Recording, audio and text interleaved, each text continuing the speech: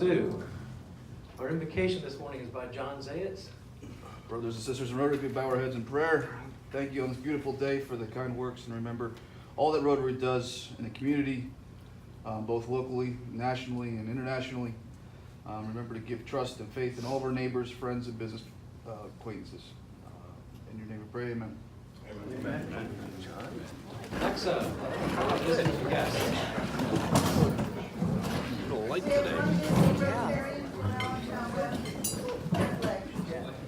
Hey, Jeff. Welcome, Jeff.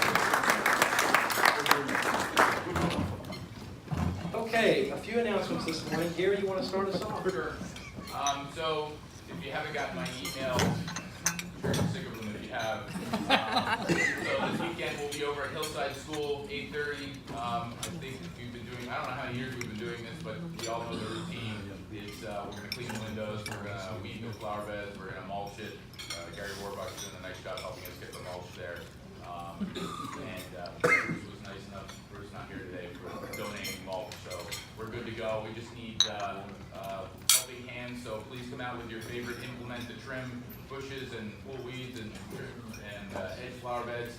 Usually takes us about 2 hours tops to get it done. So look forward to seeing everybody out there. Sue said she'd bring donuts, but we already have, I think Donna from the Hillside School will be supplying donuts, so we'll have some. And coffee. So, and if you can't make it this weekend, next weekend, we're finally planting, hopefully, maybe possibly planting those 25 trees. They have been repotted, so they're not dead. So we're planning on planting those. I hope to have more information on that. I'll probably send an email out either Saturday night or Sunday night, but probably something like 8:30, 9 o'clock start next Saturday. So if you can join me on that, that'd be great. I appreciate everybody's help. And remember to wear your work shirt. And if you didn't get the follow-up email from Gary, you don't need a wheelbarrow. Yeah. Those have all been taken care of, so a little bit more room in your truck to come out and help on Saturday. Bill? One more announcement on the foundation. If you look ahead at the schedule, next week is the recognition dinner. We don't normally do the typical sign-up and all that. We will be open for business that night because the following week's the 28th, which is 2 days before the end of the year. So anybody that wants to step up and donate to the foundation, I will be there next week, and I will be available, will be open for that, particularly the foundation donations. We'll get that last push in before the end of the year. So everybody steps up, I appreciate it. Those that haven't, we appreciate you stepping up and helping us out with that goal. Thanks, Bill. Yeah, as I said in my president's note this week, we're very close to meeting our goal, so any additional support that you can provide for the foundation before the end of the year, we greatly appreciate it. Jim? So trying something new. Dues invoices went out last Thursday. So get them on in. If you'd like to have a paper invoice and a return address envelope, they're sitting on the check-in table. So grab them on the way out. Thanks. Thanks, Jim. So Steve, go ahead. Bryce Ruggieri has been heading up the beef and beer. And it's actually going very, very well. The venue is slated, the date is slated, but we need help. And he was going to send an email out to everybody, but we need committee people. So if you're interested in being part of beef and beer, I mean, I don't know who wouldn't want to be part of beef and beer. Let's get a committee going. It's going to be, it could potentially be a very, very strong fundraiser. So, but we really need help, and Bryce has done a lot of the initial legwork to get it going. So that's just a need for committee members now. You might get more participation if you Thursday, October 18th. beer and beer. It's October 18th. That's correct. Thursday. Yes, thank you. You're welcome, Steve. Appreciate that. Okay, so as Bill said, we have our recognition dinner on the 20th, which is a week from last night at Bear Creek. I think last night was the time that Jeff was supposed to turn in the number. He tells me he might have a little bit of flexibility beyond that. If you haven't signed up yet and want to attend, just send him an email or call his office, and they can probably help you out with that. That's 5:30 at Bear Creek is when we'll start the social hour. About 6:15, we'll start the buffet, and then a short program will follow thereafter. So don't show up here next Thursday. There will be no meeting here on June 21st. The recognition dinner will take the place at that meeting. Also want to just re-emphasize signing up for the district changeover dinner. Emmaus Rotary Club is we really are the club that is supposed to show the most support because our district governor is coming in. But we have said we're going to step up. We're going to be the home club of the district governor, and we really need to have a presence. So at that district dinner, it would be fantastic if we could have more of you who can register for that dinner and attend. I put a link in the newsletter. I think there's actually a story in the newsletter about it as well. So look, I'll just emphasize that this is our opportunity to shine in front of the whole district and to show our support for what this club will be doing in helping Cindy lead the district this year. So please join us that night. It's right here at Brookside, so you don't have to find a new place. You know exactly where to go. That's June 28th. It's the same evening as the day we will be having our president changeover, which is that same morning, Thursday, June 28th, when I will be passing the gavel along with all the other past presidents, ultimately to Rick Zayens for 2018 and 2019. Any other announcements from anyone? Okay. Mike, do you have the raffle? I do have the raffle, and we're going to do something just a little different today. Some of you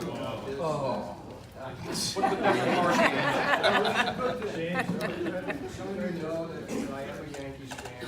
I looked across the table and I saw two people who are hated Red Sox fans. And I thought, I think they should be allowed to give back and draw the numbers today just to do something good for the community, because certainly being Boston Red Sox fans is not any good for the community. We'll let Roger Wickham draw first here. Make somebody happy. Go Red Sox! No.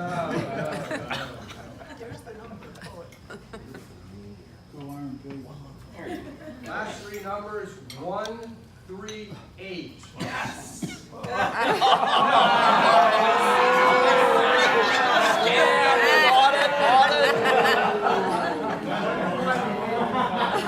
That's laid plans, Mike. Cindy, what is up? What is this always works?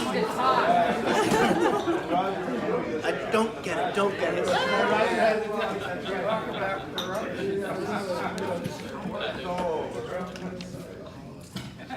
105. There he is.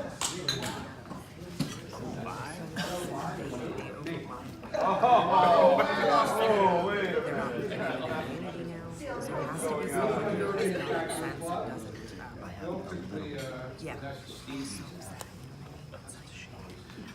What was it? What was it? 105. Oh. Oh. Sorry. 106.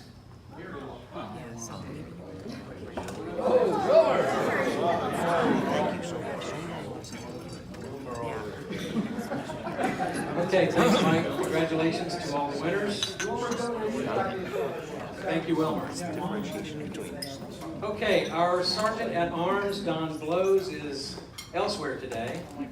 Our Assistant Sergeant at Arms, Valerie Deneen, is elsewhere today. So we're forced to go down the line one more to our second Vice President. First Vice President, I should say. Steve, take it away, Steve. Thanks a lot, Bert. So you're at the end of your reign here.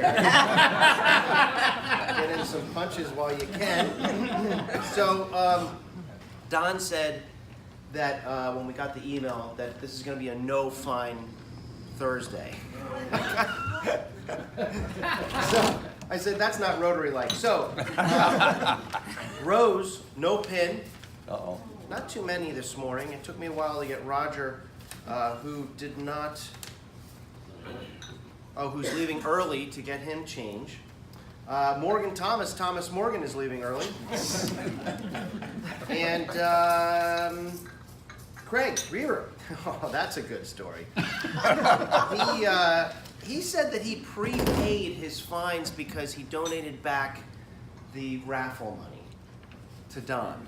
I prepaid my fines for the year. And I have a receipt. I actually, I thought about it for just a second, and then I said, pay up. So Four-way it test. wasn't Here's the four-way test. That's it. It's true. That's true.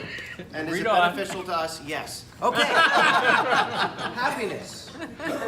Right into happiness this morning. Larry. I have two happy dollars today. Today's Flag Day, and it would be my grandmother's 112th birthday.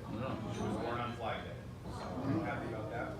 And I've never seen this before in all my years of being a baseball fan.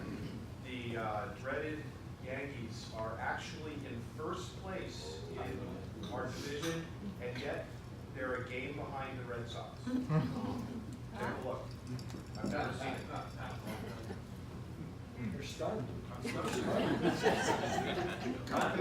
Anybody have a cell phone number that we can dial her up quick here? How can that be, you ask? It's because the Red Sox have played 6 more games, and in those 6 games, they're 4-2. So even though they're a game up, percentage-wise, they're points behind. Okay. That's great. And we're talking about the Yankees or the Red Sox? Oh. Okay. Lexa. I have happy dollars. I was happy to be with my family in Los Angeles, and I'm happy to be back.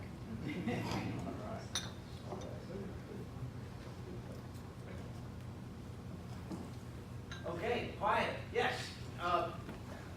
Gary. Okay, I have 3 happy dollars. My daughter, our youngest of 4, just recently graduated from Emmaus High School with honors on Sunday. Oh, great.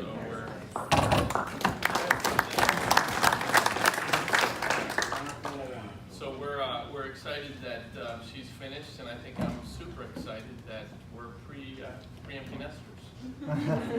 But the bills start rolling. Morgan Thomas Morgan. Yes. I've got 5 happy dollars tomorrow morning. I am leaving for Myrtle Beach and playing 3 rounds of golf.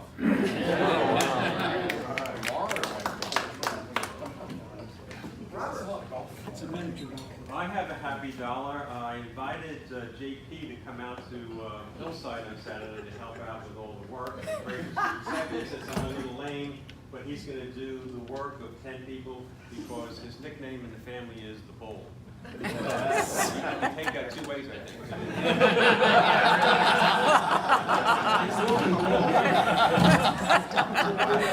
Yeah. Yeah, right. Chris, go ahead, bud. That's a good gag. Yeah, okay, I have some happy dollars. First of all, about 10 weeks ago, I only had a 10% chance of living, so I'm very, very happy to be here today. I'm feeling almost 100%, and so for those 10 weeks, I'm giving $10.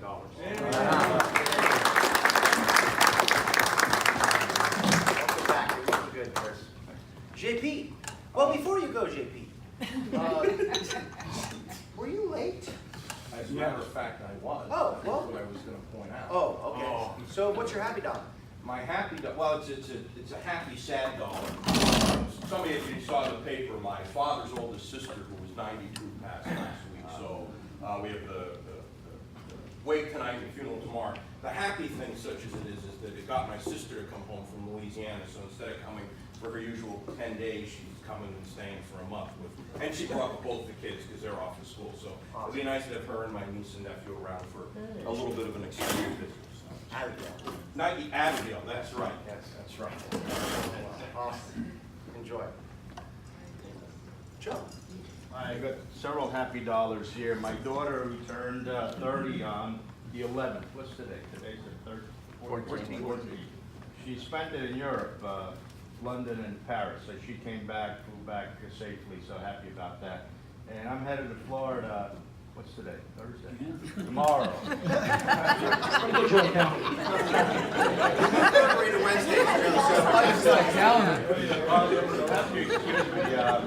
wife and I, we went out for dinner last night and finished a nice bottle of wine, so it's still flowing. But I'll be down in Florida. I'll miss the hillside, and then I'll be back just in time for the dinner on Wednesday.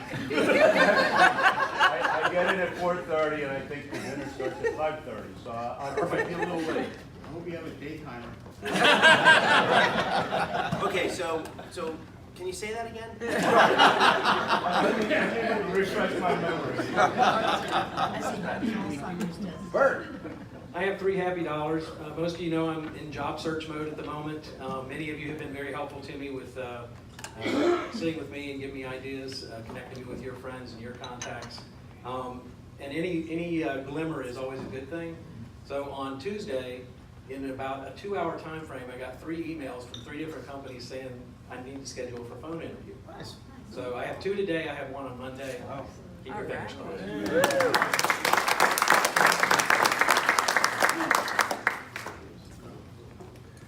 Anyone else happy? All right, Bert, back to you. All right, it's back to me, and guess what? It's back to you to introduce our speaker, Steve. Oh, that's right, yeah.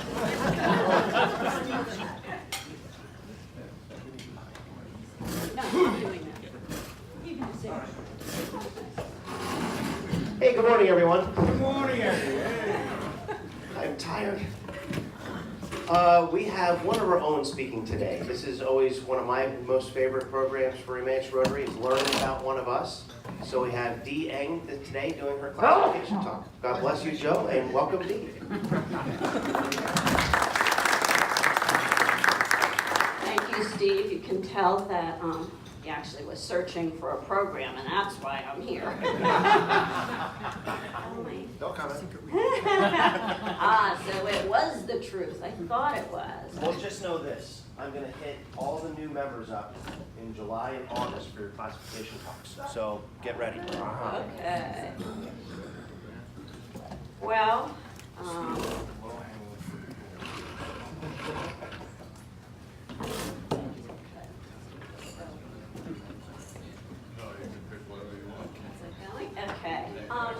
It's funny. As you know, my name is Dee Ang, and I am married to Gary Rohrbach. I actually took his name for all of 1 year. Couldn't stand it and had to go back to my own. But Gary is the old bee Rotarian, being a member since '82, and I'm the newbie, although I've been here a while. So, but first off, Carrie just said about my thing, because it said my life in 62 years. Yay, I am 62 years old. And he asked me, do I change the name? And he thought I wasn't serious. But actually, if I have to do it every year, Carrie, I quit. But so my thing is about, I'm going to talk a little bit about myself, a little bit about our family, a little bit about Rotary, and a little bit about just teeny bit about my job, because actually I'm retired. So I started in New York City. It's been a long way here. I started in Manhattan General, which actually does no longer exist. And I started in Chinatown. And as you can see, very early on, my parents taught me, hey, it's good to have a fun time. So New Year's Eve, I was partying already at a little over 1. But actually, I wanted to talk about, because I actually grew up in, at the time, was a mixed marriage. But really my whole early life was shaped by my parents. My father was an immigrant from China. He actually came when he was 9, although his ticket, and I'll show you in a second, says he was 10. He came by himself with no family. My niece and I decided actually he probably was a paper son. He actually came during the Chinese Exclusion Act, which was in the 1800s and lasted till around 1940s, actually during the war. Probably Roger knows better than me, because they stopped it when they needed the Chinese for help during the war. And they became one of their allies, and that was why it ended. But the Chinese Exclusion Act meant you couldn't really immigrant anymore. They were great for laborers until a certain point, and then there was sort of this anger. So they couldn't come anymore, although my dad came in 1920, and from 1910 to 1940, about 50,000 people immigrated from China at that point. And a third of them were turned back, but he actually got to stay. He spent about 3 weeks. He actually came through Seattle. He was in the bottom of a boat for 30 days in Sturridge, and I can't imagine that as a 9-year-old. But he immigrated. He came to New Jersey. He actually worked in a laundromat. He always ironed in our house, and I can never understand why my dad did the ironing, and he was so good at it. I still don't iron as good as him, but that is why. And he met my mother in Chinatown. We were both living in an apartment in Chinatown, and he got sick, and my mom was an immigrant. Her grandfather, which she wasn't an immigrant, her grandfather had immigrated from Ireland. However, they both immigrated, both parents, my parents and my great-grandparents immigrated because of the famine. So I always say I was the start of the seed of a famine. But they met in New York, and I was lucky because New York was the melting pot of the world. I didn't know there was anything different. Everybody was accepted. And there's somebody that lived from France next to us, across the hall from us was somebody from Japan, upstairs was somebody from Chile, and my very best friend, his parents had immigrated from Sweden. So I was very fortunate growing up. I didn't know there was any difference.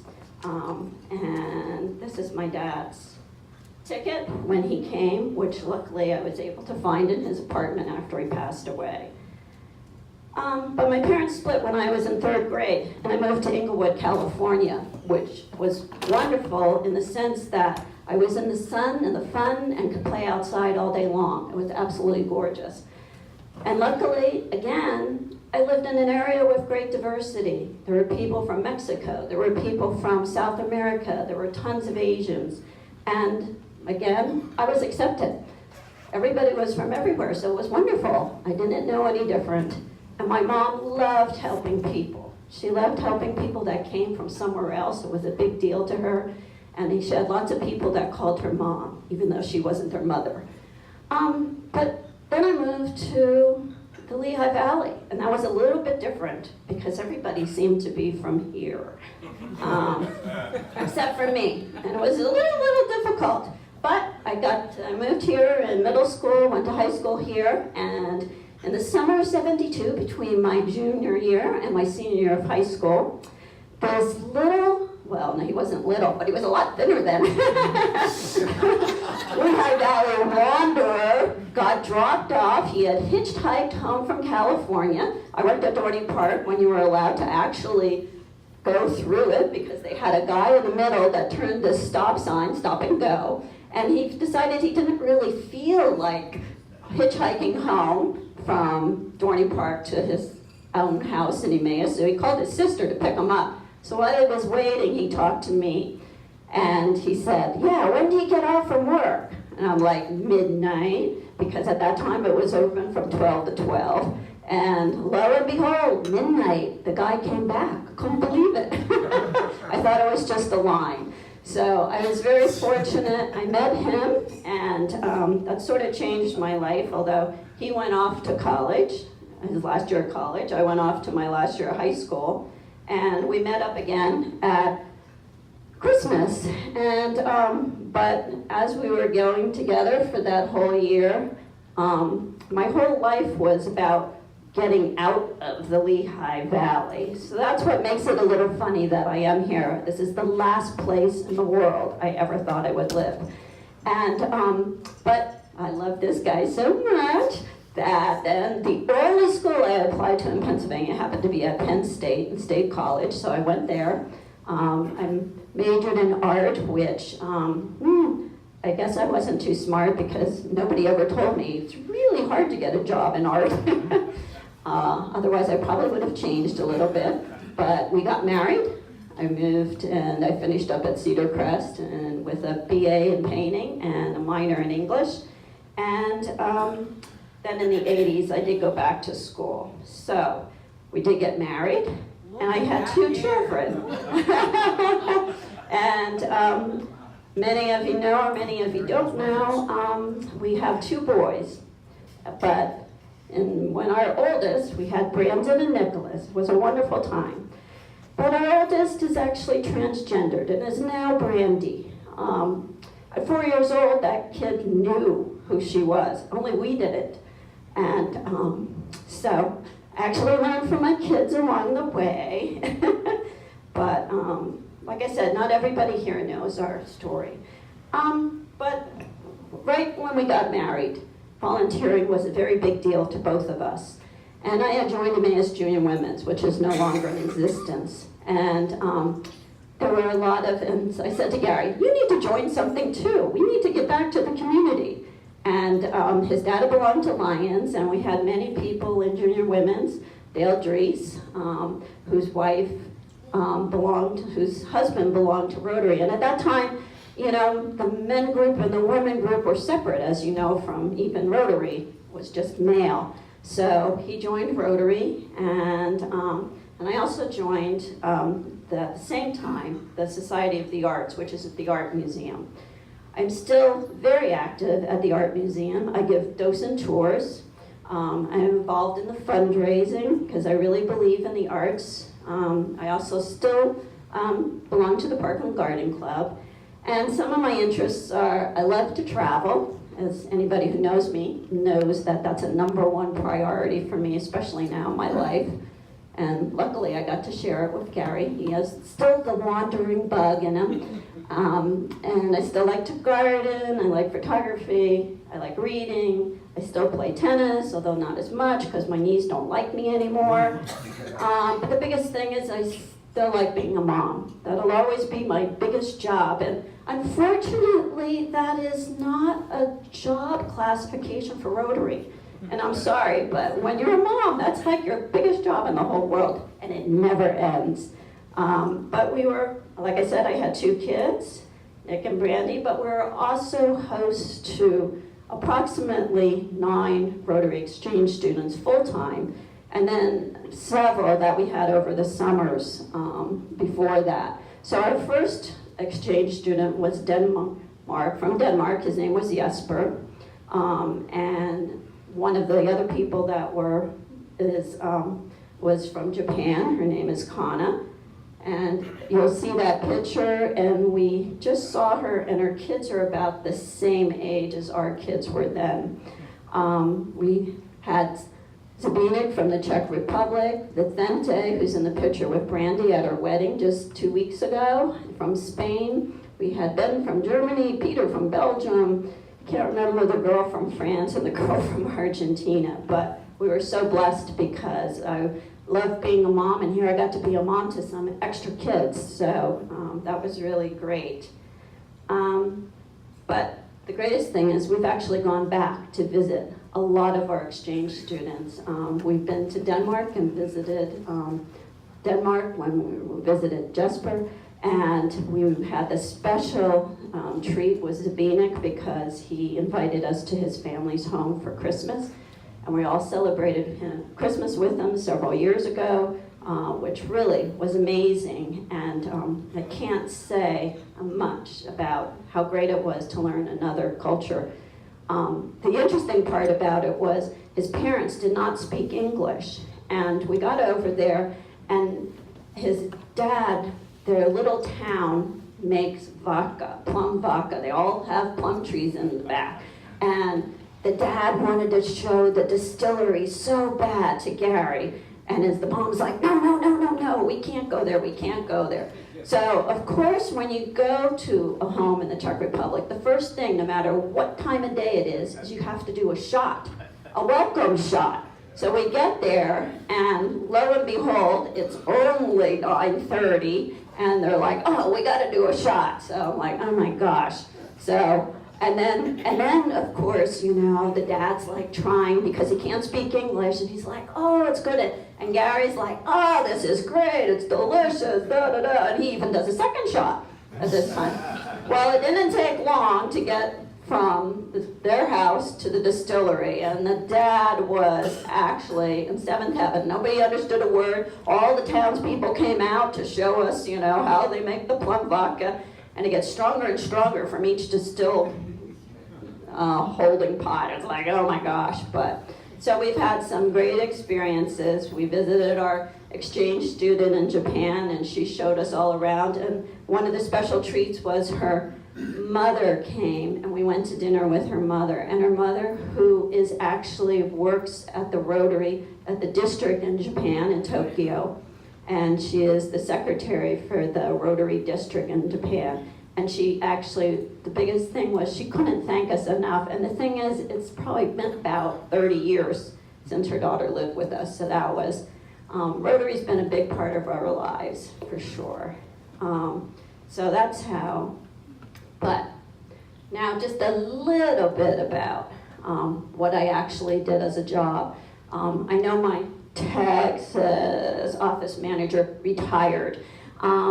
I did work when Gary started the business because he started it about 2 years before we got married. I did work in the business. I did all the bookkeeping. I learned along the way because, like I said, my background was art. And even though I was good in school in all subjects and I was good in math, it was not something I enjoyed. But when you have your own business, you just pick up and do everything you can, and we worked very hard together, so that was really good. So I worked about 10 years doing all the bookwork, and then my mother got cancer. And I had 2 kids under the age of 3 and decided I couldn't do it anymore. And we hired somebody. We hired our first bookkeeper, so that was interesting. We've only had 3 in the 43 years that Gary had the company. And I got to go back to school. So I went back for landscape architecture to Temple University. I commuted, and we had babysitters, and I loved it. The biggest thing I got to do was I got to spend a month in the south of France studying under 2 famous landscape architects, one from the Washington, D.C. area and one from England. They're both the UK. They're both passed away now. It was a collaboration between the University of Penn and a person in La Napoule, France. It's in the south of France near Cannes. It's absolutely gorgeous. And I wish I could go back there and stay every day because it's just amazing. So, like I said, I did that, and it was wonderful because I could work from home. But then, about 10 years before we sold the business, we had a bookkeeper who was stealing from us, which is very, very common in small businesses, which a lot of people don't realize. It's just because you get confidence in somebody and you let them do more, you delegate to them more, and you trust them more, and then the next thing you know, they're stealing from you and you don't know it. And then just some little thing puts it up. So I went back into the office. So that's why I guess I'm the retired office manager. So for the last 10 years, I went back, and we did by that time have employees in the office. So it wasn't just me or one bookkeeper by themselves. The company had gotten larger, so I had help. And but 2 years ago, we sold the business. Gary's still working, but yay, I retired. I no longer am at the office every day. There are times I miss it. I miss going in, seeing the people that I had working with us because we were very fortunate. We had very good people. And but it was the end of an era of Gary and I non-stop, morning, noon, night, talking about business. So now I just hear all this stuff about the other company, so it's kind of nice not to have to be there. So I come to the point of why Rotary? Why did I join Rotary? I actually have been active in Rotary ever since Gary joined Rotary. Way back when they used to have the steak fry down at the community park. I would go, actually our children would go and help wrap the potatoes, and we'd actually be selling. And the other way is because I've been very active with having the Rotary Exchange students. But the biggest push for me to join Rotary was when I went to the Gates Foundation. Our son lives in Seattle, and one afternoon it was something I wanted to see. And Gary and I went there, and it was such an inspiration. I mean, here's somebody with so much money who can change the world and wants to change the world. And they don't have to, but they want to. They want to make a difference for other people. And for me, I came back and I thought, yeah, I'm in my 60s. I only have so many years left, and I want to help change the world, even if I can only do a little bit. I know I couldn't come up with something myself, but I could become part of something bigger to make a change. And then we went to the Atlanta International Convention, and oh my gosh, that was just such an amazing, I mean, it's so uplifting. You go to each different breakout and you get so excited, you really want to come back and change things. One of the things I wanted to go see was the Peace Foundation. I would love to be a Peace Foundation fellow, but I'm a little bit old for that. Although I say that, and actually the one person who was doing the speech was an attorney whose daughter wanted to do it, and he ended up being the one doing it. But I do think they just have such amazing things that we all don't know about, because sometimes we just come to the meetings and we forget there's all these other international things.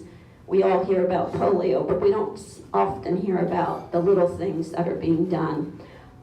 So that's why I joined, and that's why I wanted to become part of Rotary. Whoops, one too many. This is like to kind of keep me on task, because otherwise I kind of forget what I wanted to say. So what do I hope to accomplish at being at Rotary? Well, I hope to make it a better place for our own area as well as the world. And part of that is, I do think by meeting people all over the world, staying in their homes, when we go on a Rotary Friendship Exchange, you just can't imagine all that you learn and all that you learn about other people. And I think the most amazing part is that they're all human. They're exactly like us. Now the outside might be different. It might come in a different package. And I know what it's like to come in a different package, because I have a child who came in a different package. But I think if we could all sit down individually and sit across from somebody, that we probably wouldn't have as many wars, because you'd really understand that we are all the same. And for me, that, I hope that someday everybody can have that experience where you sit across from somebody that you think is so different from you, but you find out that it's okay. They can live a different life, they can have a different government, they can have a different idea of how to solve things, but together, you're really not that different, and it's okay. And it's okay to do things a little different if we all end up in the same place. And the one thing you have to know about me is I will always be for the underdog, whether it's a sports team, but more likely if it's a person, because that's what comes first naturally to me.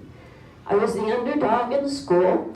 First I was the shortest, and then I was the one who, when I came here, honestly, I was picked on because I was just a little different.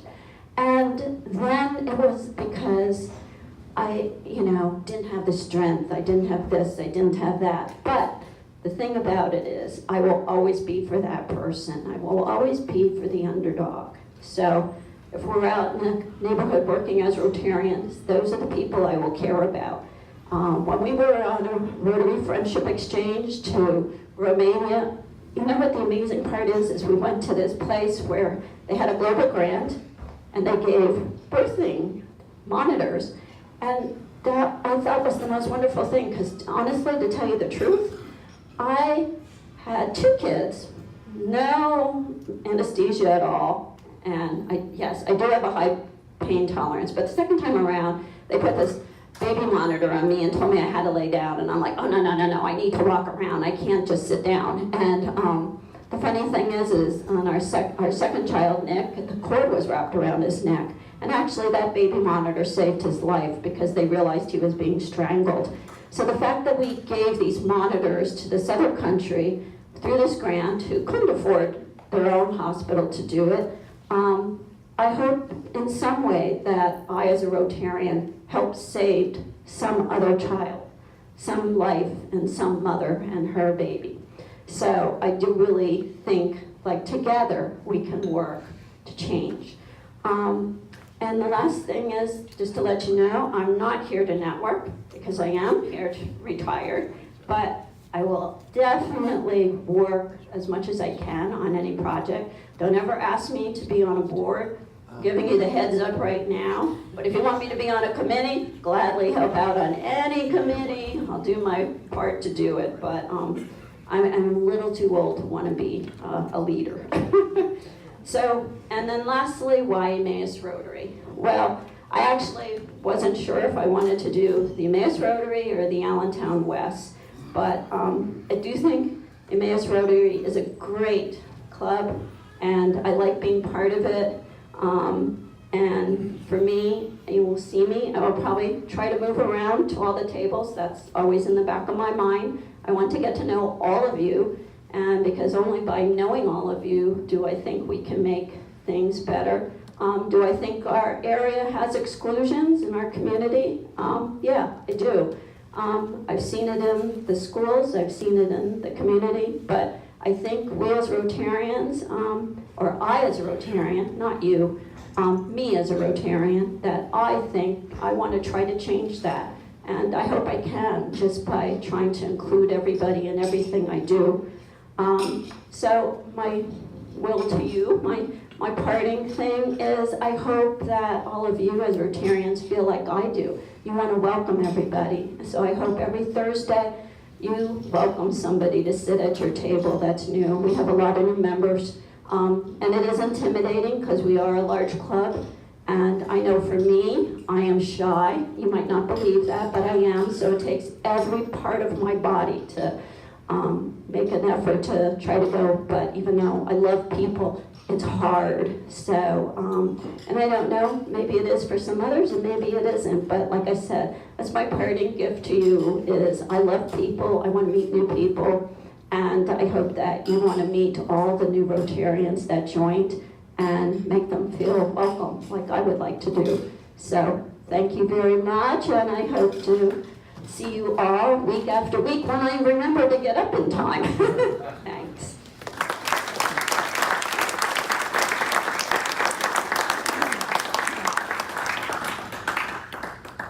Thanks so much, Dee.